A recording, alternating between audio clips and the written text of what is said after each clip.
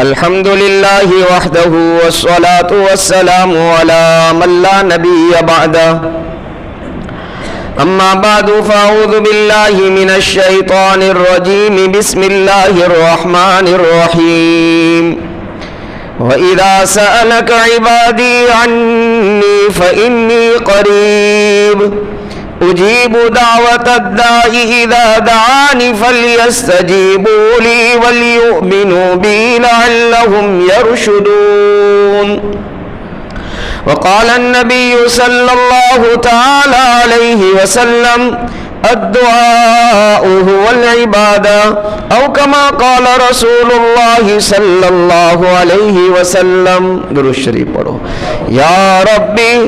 یا ربی صلی وسلم دائما ابدا على حبیبک خیر الخلق کلہم.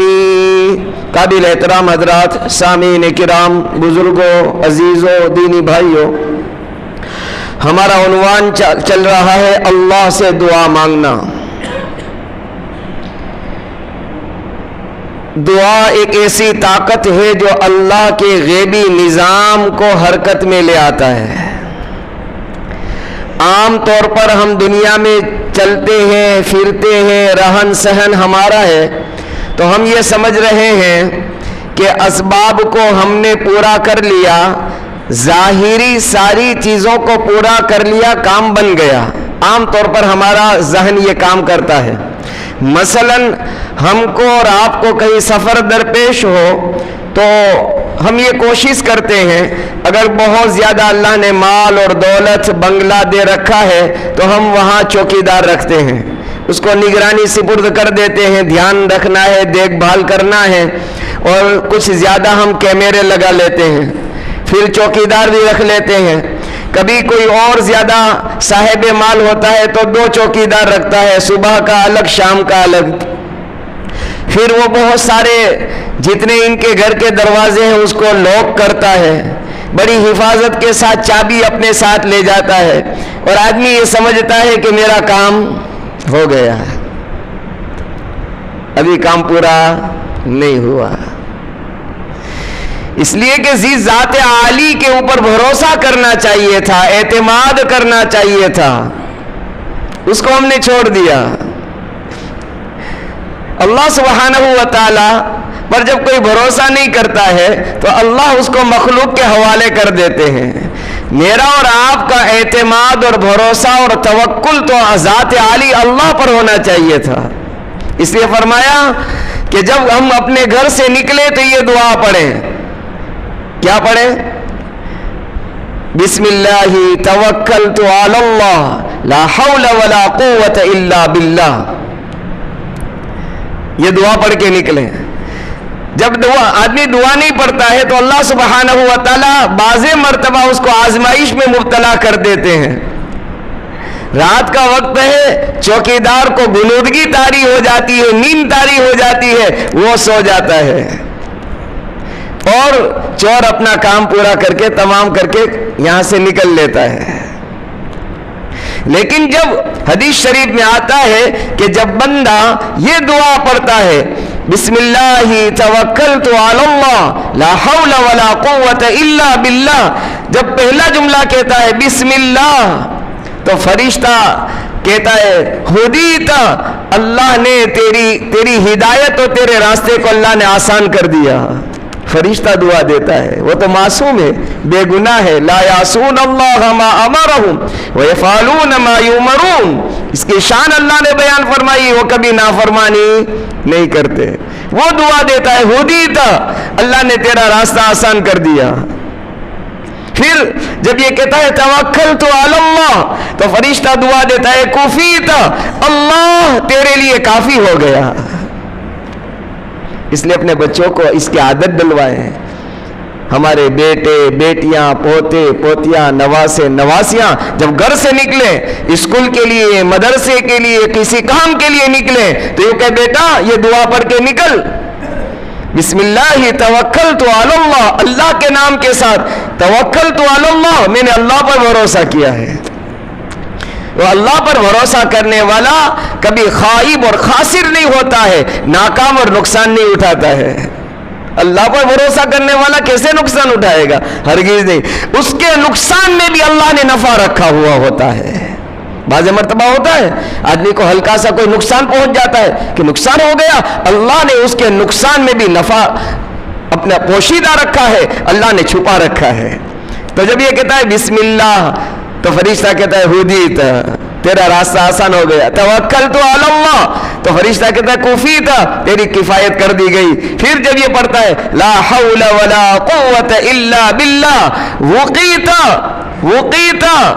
اب تیری اللہ کی نگرانی میں تو چلے گا، اللہ کی دیکھ بھال کے اندر تو چلے گا، اللہ تیرے لیے کافی ہو گیا۔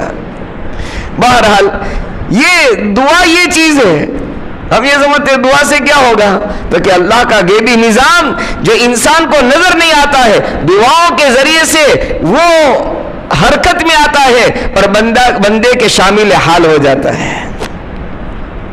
اس لیے نبی اکرم صلی اللہ علیہ وسلم ہمارے ماں باپ آپ پر قربان ہو، ہر وقت کی دعا سکھلائی، گھر سے نکلنے کی دعا، گھر میں داخل ہونے کی دعا، مسجد میں آنے کی، مسجد سے نکلنے کی، کسی کے گھر اپنے گھر کھانا کھائیں تو دعا، کھانے کے بعد کی دعا۔ ہم یہ سمجھتے ہیں نا کہ ہم نے کھانا کھا لیا کام ہو گیا، نہیں، جب بندہ دعا کرتا ہے اللہ سبحانہ و تعالی اس غذا اور اس کھانے کو اس کے لیے مفید بنا دیتے ہیں، کارآمد بنا دیتے ہیں، یہ انرجی کا کام دیتا ہے۔ بہت ساروں کو آپ نے دیکھا ہوگا، اللہ تعالیٰ غریب کے رحمت فرمائے، ہمارے دوست موسیٰ پاسلیہ کو جوانی میں چلے گئے، کیا ہوا تھا؟ دعوت میں کھانا کھانے گئے مانگرول کے اندر۔ دیکھو موت ایک بہانہ ہے، موت ایک کیا ہے بھائی؟ بہانہ ہے، لیکن یہ غذا اللہ سے اجازت چاہتی ہے، اللہ سے یہ پرمیشن مانگتی ہے، میرے اللہ میں کیا بنوں، مفید بنوں یا مضر بنوں، کارآمد بنوں یا بیکار بنوں، میں اس کے لیے قوت کا کام دوں یا اس کی زندگی کا خاتمہ کر دوں۔ تو اب کیا ہوا؟ کھانا کھایا، ہلکا سا درد اٹھا پیٹ میں، تو کہ یہ کھانا زہر بن گیا، اللہ اکبر، کھانا زہر بن گیا۔ تو اللہ آپ کے اور میرے ساتھ بھی اللہ ہم سب کی حفاظت فرمائے، اللہ کر سکتا ہے، اس کے لیے کسی کی رشتہ داری نہیں ہے۔ تو دعاؤں کے ذریعے سے اللہ سبحانہ و تعالیٰ بہت ساری چیزوں کے سے دور کر دیتے ہیں۔ تو ہر وقت کی دعا سکھلائی، ہر وقت کی، سونے کی، اٹھنے کی، بیت الخلاء ٹوائلٹ میں جانے کی، وہاں سے باہر نہیں، کیا کیا دعا سکھلائی نبی اکرم صلی اللہ علیہ وسلم۔ یہ بہت بڑا سہارا ہے، اس لیے فرمایا الدعاء صلاح المومن، مومن کا ہتھیار یہ دعا ہے۔ تو بہرحال میں عرض کر رہا تھا، دعا کا ہمارا عنوان اور موضوع چل رہا تھا۔ پچھلی مجلس میں نے عرض کیا تھا کہ علماء نے لکھا ہے کہ دعا کے کچھ قبولیت کے ٹائم ہیں، اوقات ہیں، کہ جس میں بہت جلد اللہ سنتا ہے اور قبول بھی کر لیتا ہے، بہت زیادہ سنی جاتی ہے اور بہت جلد قبول کی جاتی ہے۔ کچھ اوقات اور ٹائم ایسے ہیں۔ پچھلی مجلس میں نے عرض کیا تھا کہ وہ 15 ہیں، کتنے ہیں بھائی؟ پھر میں نے 2-4 اور کتابیں پڑھی تو اور نظر آئے، علماء نے 20 لکھے ہیں، کتنے بھائی؟ 20۔ دیکھو علم جو ہے نا، علم اس کا کوئی کنارہ نہیں ہے، اس کا the end نہیں، اس نے فرمایا من المہد الی اللحد۔ علم کہاں سے سیکھنا ہے؟ تو کہ ماں کی گود سے سیکھنا شروع کرنا ہے اور قبر کے گھڑے میں جانے تک سیکھتے رہنا ہے۔ اس لیے جو کوئی عالم ہوتا ہے نا، وہ کورس پورا کرتا ہے۔ کیا کرتا ہے بھائی؟ ہاں، ایک کورس جو بنایا ہے وہ پورا کرتا ہے، ورنہ اس کو تو سیکھتے رہنا ہے، موت تک سیکھتے رہنا ہے۔ بہرحال پھر میں نے جب کتابوں کو اور کتابوں کو دیکھا اور کھنگالا تو مجھے 20 معلوم ہوئے۔ اس سے پہلے اسی کتاب میں، اس سے پہلے میں نے آپ کو 15 گنوائے تھے، 20 معلوم ہوئے، پتہ نہیں، اور کتابوں کا مطالعہ کریں گے تو اور علماء نے لکھے ہوں گے۔ بہرحال پہلا بتایا تھا حالت سجدہ میں، دوسرا بتلایا تھا آخری رات میں تہجد کے وقت، تیسرا بتایا تھا کہ جب اچانک بیدار ہو آدمی، آنکھ کھل جاوے، جیسے آنکھ کھلی اللہ سے مانگ لے، یہ تیسرا موقع تھا. اور چوتھا جمعہ کے دن, اور اس میں خاص طور پر علماء نے زیادہ قول راجح جس کو قرار دیا ہے, اور عصر اور مغرب کے درمیان جمعہ کے دن اللہ بہت زیادہ دعا قبول کرتا ہے. اور پانچواں لیلۃ القدر وہ بھی آ رہی ہے انشاءاللہ. اللہ عافیت, عزت, صحت اور سلامتی کے ساتھ سب کو, ہم سب ایمان والوں کو اللہ نصیب فرمائے. بہت سارے اچھے اچھے کھانے کھاتے ہوں گے افطار کے وقت, اور بہت سارے اللہ کے بندے, اللہ کی بندیاں بستروں پر بیماریوں میں پڑے ہوں گے. اسے بھی ہے نا بھائی دنیا میں, رمضان کیا آیا کیا چلا گیا. اس لیے نبی اکرم صلی اللہ علیہ وسلم ایسے ہی دعا نہیں مانگتے تھے, اللہم بارک لنا فی رجب و شعبان و بلغنا رمضان. ہمیں بھی اللہ سے دعا مانگنی چاہیے. عربی میں نہیں آتی, اردو میں مانگے, اللہ عافیت, عزت, صحت کے ساتھ رمضان عطا کر دینا. رجب کا چاند بھی اللہ نے دکھلایا, پھر کل شعبان کا چاند بھی اللہ نے دکھلایا. وہ اللہ سبحانہ و تعالیٰ اپنی قدرت سے ہمیں رمضان کا چاند دکھلا کر کے رمضان کا حق اور عبادت کرنے کی اللہ توفیق عطا فرمائے. بہرحال لیلۃ القدر میں دعا قبول ہوتی ہے. چھٹا اذان اور اقامت کے درمیان میں, اذان ہو جاوے اس کے بعد جب تک تکبیر نہ ہو, جماعت کھڑی نہ ہو, اس درمیان میں ہم اللہ کے سامنے آوازاری کرے, دعا مانگے. اور ساتواں موقع تھا عرفہ کے دن. اللہ دعا بہت سنتا ہے, بہت سنتا ہے.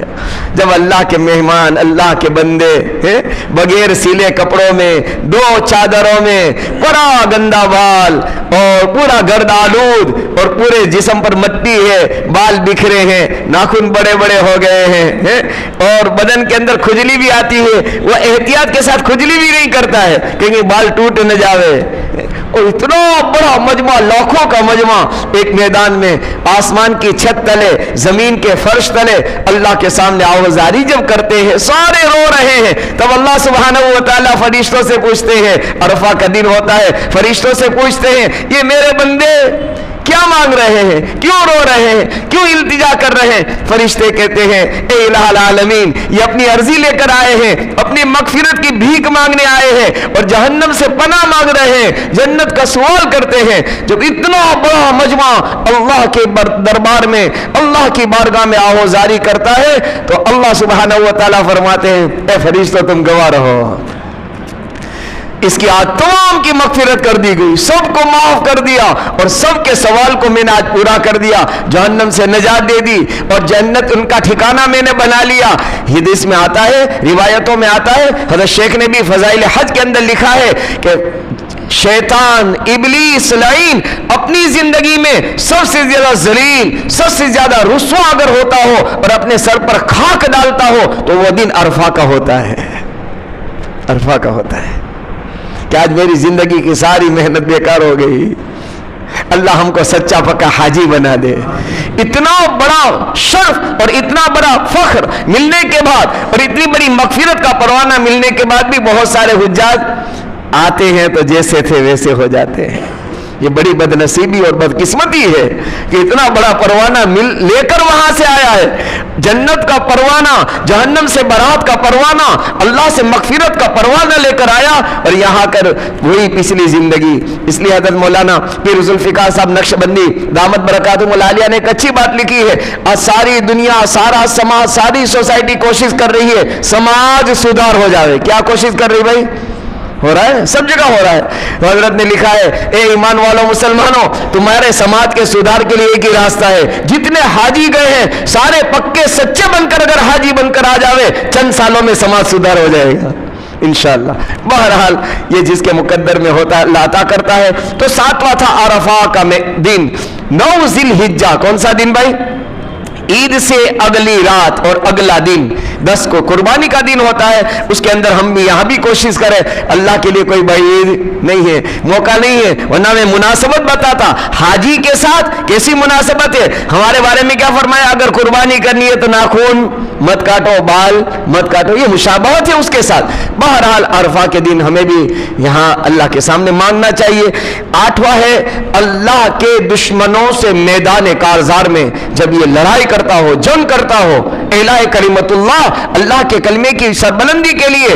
اسی طرح علماء نے ایک بات لکھی ہے, کوئی مظلوم مسلمانوں کو جمع ہو کر مار رہا ہو اور اس کی جان لینے کے در پہ ہو, اور کوئی مسلمان اسے دیکھ رہے کہ ایک مسلمان کے ساتھ ظلم ہو رہا ہے, زیادتی ہو رہی ہے, اسے ناجائز مارا اور پیٹا جا رہا ہے, اب یہ سینہ سپر ہو کر اس کی حفاظت کے لیے اور اس کے بچاؤ کے لیے جب میدان میں جب کودتا ہے تو یہ بھی جان ہتھیلی پر لے کر کودتا ہے, اس وقت اس کی زبان سے جو دعا نکلے گی اللہ ضرور قبول کر لیں گے.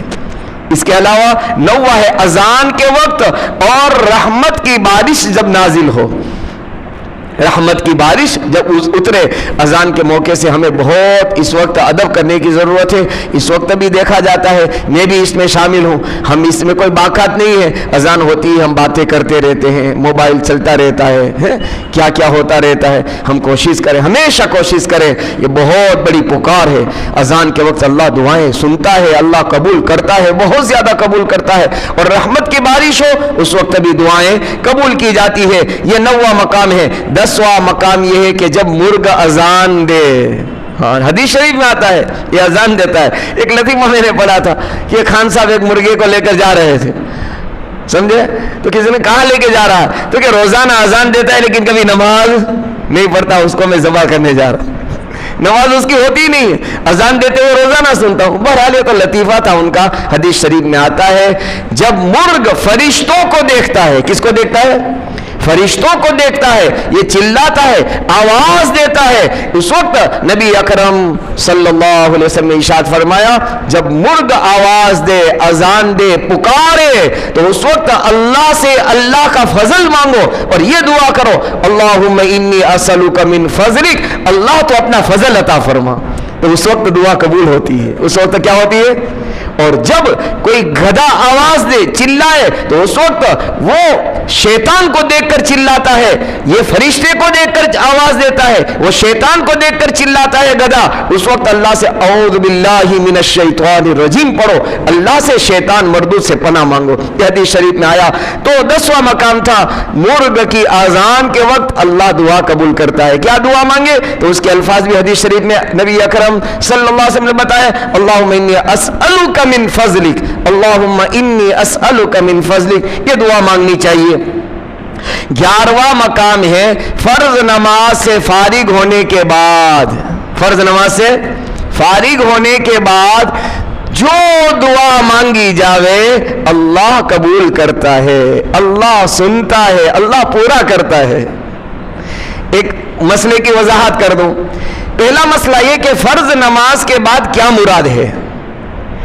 اچھا, فرض نماز کے بعد, اس سے پہلے بھی میں نے عرض کیا تھا کہ ہمارے یہاں کیا نام ہے, بر صغیر کے اندر, ہند و پاک کے اندر, بنگلہ دیش وغیرہ کے اندر اور سری لنکا, یہ متحدہ ہندوستان میں پورے پرانے زمانے سے چلا آ رہا ہے کہ امام صاحب سلام پھیریں گے, اس کے بعد ہر نمازی دعا کا انتظار کرے گا. کیا کرے گا کہ امام صاحب دعا کرے تب بات پوری ہو. حالانکہ شرعی مسئلہ ایسا نہیں ہے. امام اور مقتدی کا تعلق جو ہے, کانٹیکٹ وہ ہے اللہ اکبر تکبیر تحریمہ سے السلام علیکم ورحمت اللہ تک ہے.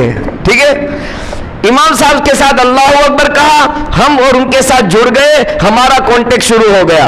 امام نے دونوں طرف سلام پھیر لیا, ہم اور امام دونوں الگ الگ ہو گئے. یہ شرعی مسئلہ. اس کے بعد ہر ایک کو اپنی دعا مانگنی چاہیے, ہر ایک کو اپنی دعا. دیکھو ایک نقصان کیا ہوا اس کا پتہ ہے کہ امام مانگتا رہا تو آج تک ہم دعا مانگنے کے عادی نہیں بنے. ہم نہیں سمجھا امام صاحب مانگ لیں گے, بات ختم ہو گئی, تو ہماری دعا کی عادت نہیں پڑی. ایک نقصان یہ ہوا. اور دوسرا نقصان یہ ہوا دعا مانگنا نہیں سیکھا, ہم نے دعا مانگنا نہیں سیکھا. حالانکہ حدیث شریف میں آتا ہے, جیسے میں نے عرض کیا کہ نماز, فرض نماز کے بعد دعا ضرور قبول ہوتی ہے. تو اس وقت اگر امام صاحب ہاتھ پھیر بھی لے اور ہمیں دعا کرنی چاہیے تو ہم دعا جاری رکھیں, 2-4 چیزیں اللہ سے اور مانگ لیں, پھر ہاتھ پھیرے. ہم ضروری نہیں ہے کہ امام صاحب نے ہاتھ پھیرا تو اللہ معاف فرمائے جمعہ کے دن پہ امام صاحب کے ہاتھ پھیرنے کا بھی نمازی انتظار نہیں کرتے, امام صاحب سے ایڈوانس میں چلتے ہیں. ابھی امام کا سلام پورا ہوا اور ان کی مسجد سے بالکل ایگزٹ باہر نکل گئے. نہیں, ایسا نہیں کرنا چاہیے. مجمع کی دعا اللہ بہت سنتا ہے.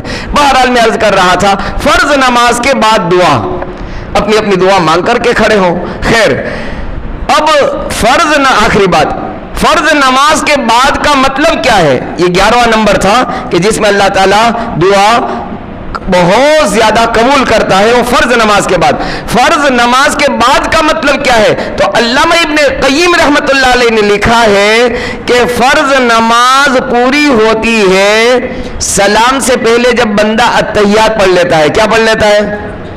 التحیات پڑھ لی تو نماز کی ساری چیزیں بالکل ختم ہو گئی، اب صرف سلام کا انتظار ہے۔ کس کا ہے بھائی؟ پھر درود شریف ہے، پھر دعائے معصورہ ہے۔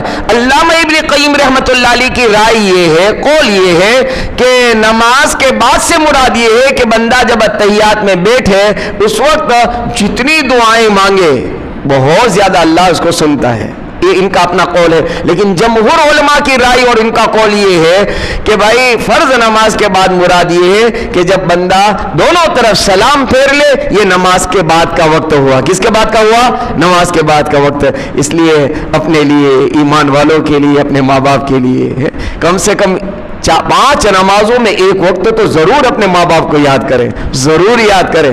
کتنے احسانات ہیں ان کے، کیسے کیسے پالا، کیسے کیسے پوسا، کیسا کیسا بڑا کیا۔ آج بھی اگر ماں باپ حیات ہیں تو اوروں کو جتنی تکلیف نہیں ہوتی اس سے کئی گنا زیادہ ماں اور باپ اپنی اولاد کی تکلیف کا احساس کرتے ہیں۔ تو ان کے بارے میں بہت چھوٹی دعا قرآن کریم میں بتائی، رب ارحمہما کما ربیانی صغیرا، یہ دعا مانگا کرے۔ تو یہ 11 مقامات میں نے آپ کی خدمت میں عرض کیے جس میں اللہ بہت زیادہ دعا قبول کرتا ہے۔ ان اوقات کا اہتمام کرنا چاہیے۔ انشاءاللہ میں بھی محتاج ہوں، آپ بھی محتاج ہیں۔ گزارش ہے ان اوقات میں سے جو بھی وقت آپ کو مل جاوے اس میں اللہ کے سامنے اپنے لیے، پوری امت کے لیے ہاتھ اٹھا لے۔ اللہ سے دعا ہے اللہ تعالیٰ عمل کی توفیق نصیب فرمائے۔ درود شریف پڑھ لیں۔ اللہم لک الحمد كما ينبغي لجلال وجهك وعظيم سلطانك اللهم لا نحصي ثناء عليك أنت كما أثنيت على نفسك يا رب صل وسلم دائما أبدا على حبيبك خير الخلق كلهم۔ اے اللہ گنہگار ہیں، خطاوار ہیں، مجرم ہیں، جیسے بھی ہیں تیرا نام لیتے ہیں، تیری پاکی بیان کرتے ہیں۔ اللہ تیرے علاوہ ہمارا کوئی نہیں ہے، کہاں جائیں ہم؟ اپنے درد، اپنے دکھ کس کو سنائیں؟ ہم اپنی تکلیفیں کس کے سامنے پیش کریں؟